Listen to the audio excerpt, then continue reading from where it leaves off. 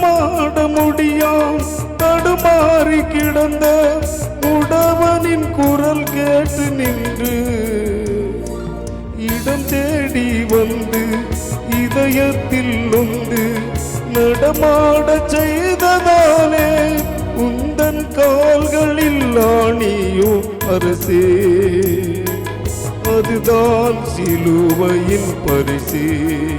உந்தன் கால்களில் ஆணியோ அரசே, அதுதான் சிலுவையின் பரிசே.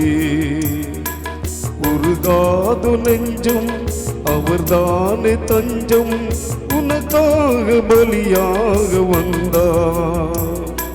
கலங்காதோ கண்கள் வடியாதோ கண்ணீர், கல்வாரி காட்சியை கண்டு, கல்வாரி காட்சியை கண்டு உருகாது நெஞ்சம்